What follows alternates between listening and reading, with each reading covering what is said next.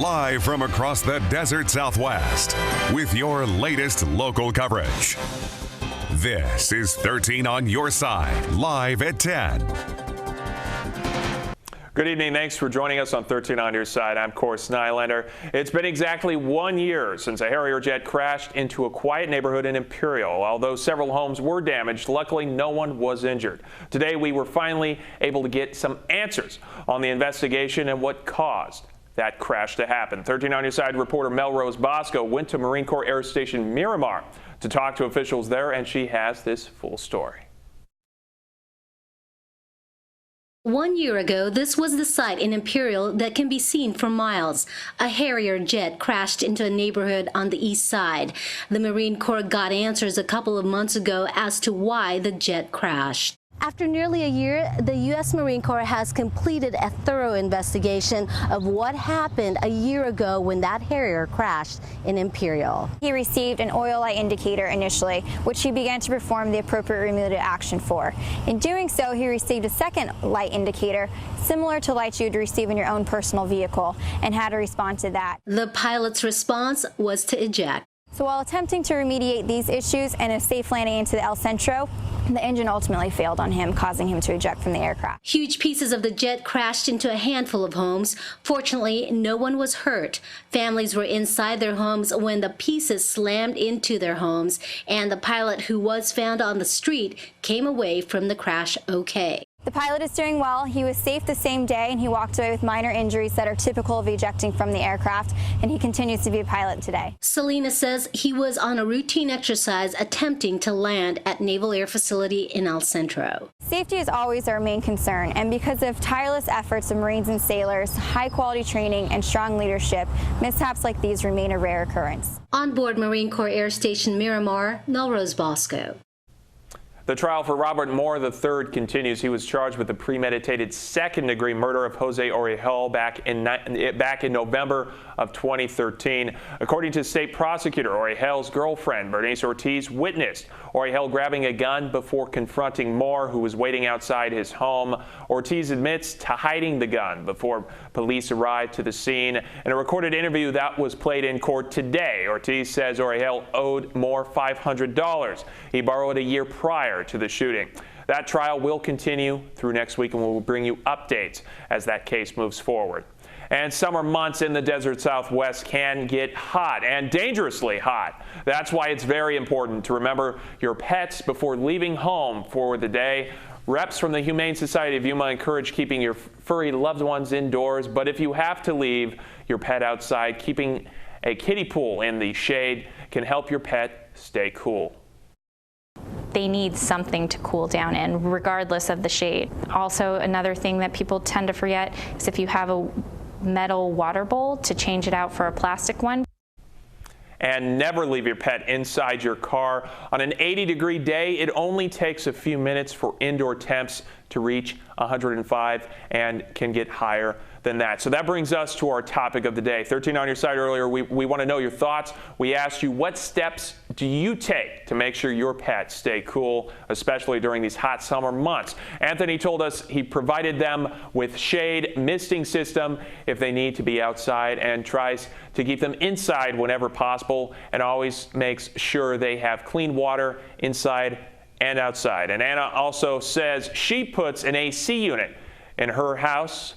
And Yvette also told 13 on Your Side, mine are indoors. They might be outside for a little bit in the morning, then they come in, end quote. And you can always weigh in on our topic of the day. You can continue the discussion either on Facebook, Twitter, or our website, KSWT.com. And every weeknight we will read some of the comments of what you had to say at 10.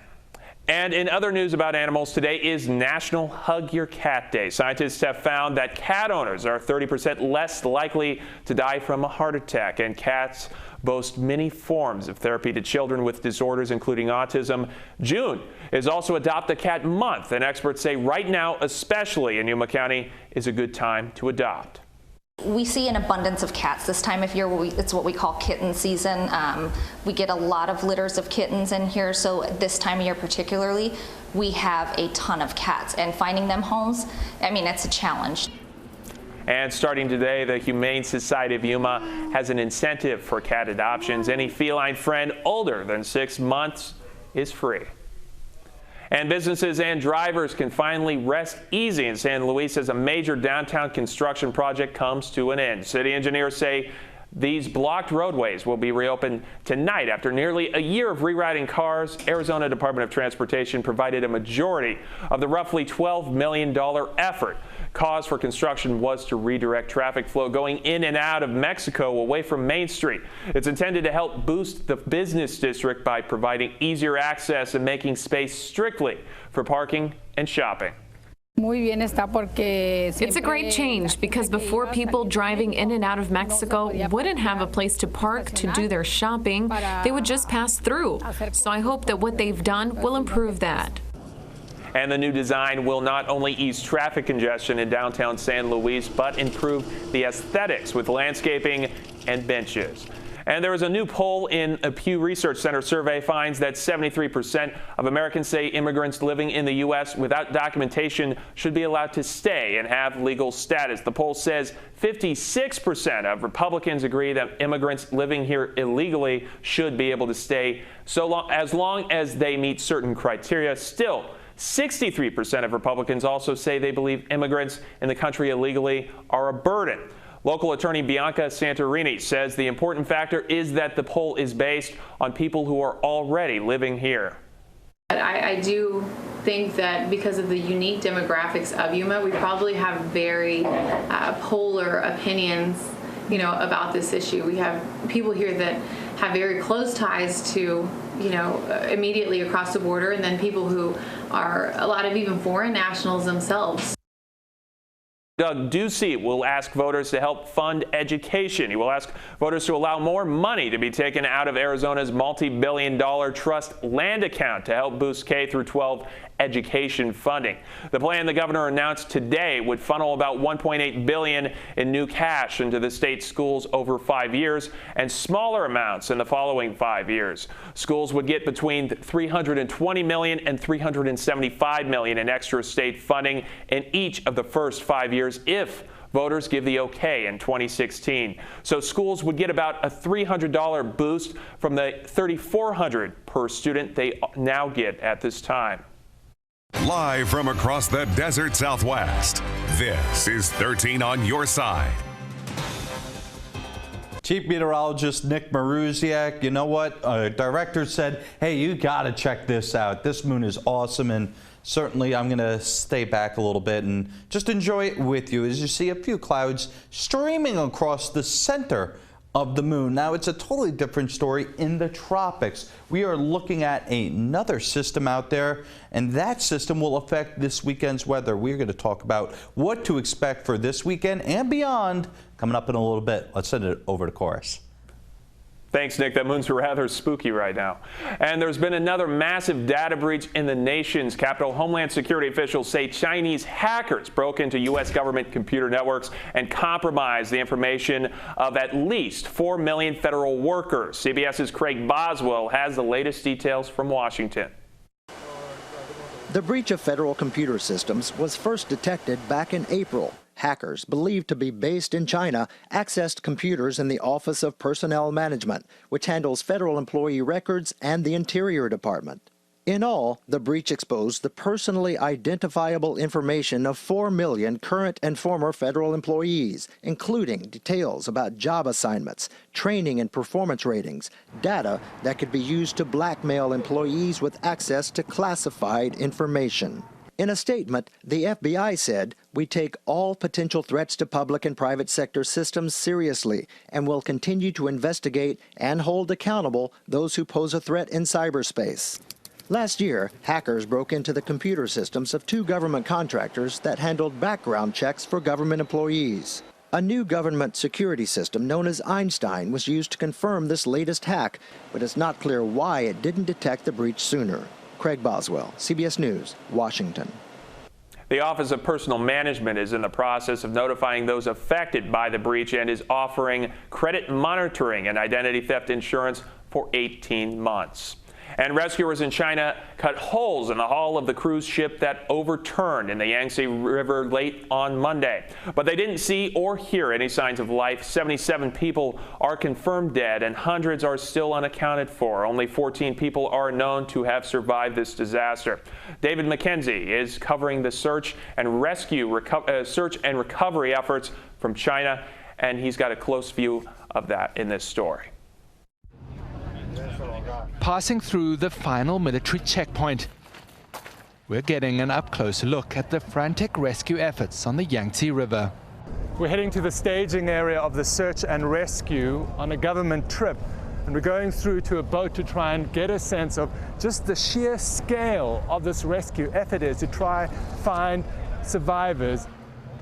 More than 100 ships, hundreds of divers and 500 tons of equipment scrambled to the scene to try and save lives. But the elements are working against the rescue. The first thing I notice is how swiftly this river is moving and just how dirty the water is. This is an incredibly dangerous and difficult operation. More than 450 mostly elderly Chinese were on board. So far, only 14 escaped alive. The death toll here could be staggering.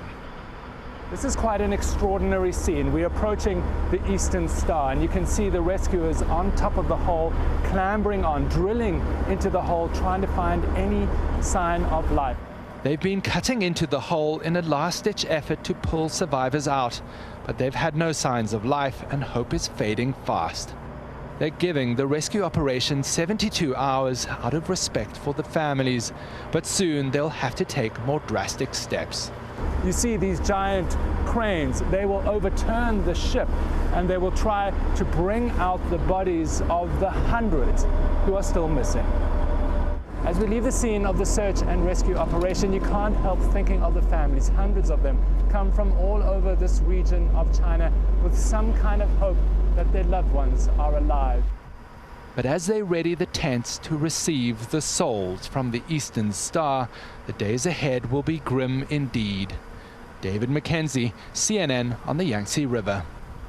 18 states are now connected to the Defense Department's investigation of shipments of live anthrax. The Pentagon has added Rhode Island to its list of states that received live anthrax spores from an Army lab in Utah. The samples were supposed to be inactive, according to officials. 52 labs in 18 states and the District of Columbia, plus Canada, Australia, and South Korea have received the potentially dangerous samples. So far, 23 federal employees and 8 citizens are receiving antibiotics against possible exposure. The CDC is investigating, and the Pentagon is conducting its own internal investigation into laboratory procedures.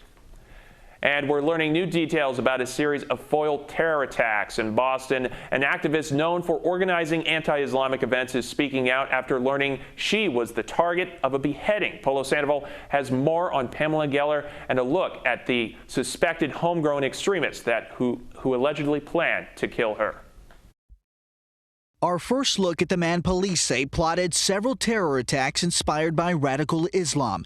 26-year-old Usama Rahim was shot dead by officers in Boston Tuesday, but the chilling details of his alleged plans are just starting to surface. Federal investigators say at one point Rahim purchased 3 large military knives intent on beheading Pamela Geller. Drawing a cartoon, an innocuous cartoon, warrants chopping my head off?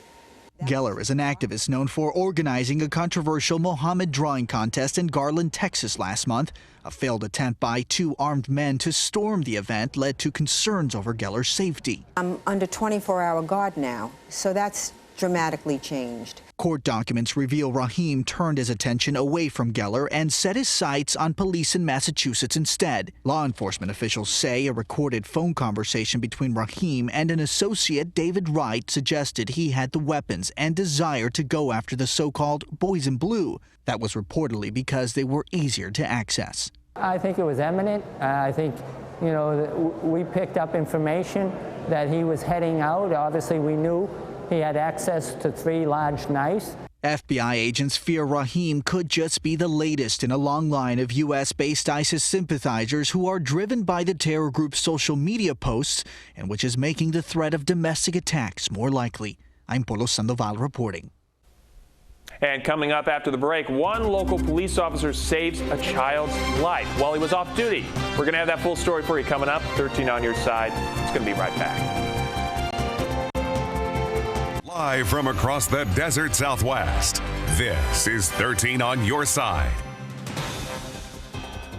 Welcome back to 13 on your side. It was on May 25th that Arizona Western College police officer Jose Encinas was at the Ocean Bridge with his family when he became aware of a child in distress that was swimming in the Colorado River. Officer Encinas moved towards the child in an effort to rescue him. The child grasped him, causing both to become submerged. Once Officer Encinas freed himself, he was able to continue life-saving efforts, and eventually he was able to get that child to safety. And after the rescue, the child's parents were located, and Officer Encinas explained what had happened, and the child was then left in the care of his mother and was safe. So a potentially disastrous situation was avoided due to Mr. Encinas' efforts. And all of us here at 13 on your side, we'd like to congratulate him.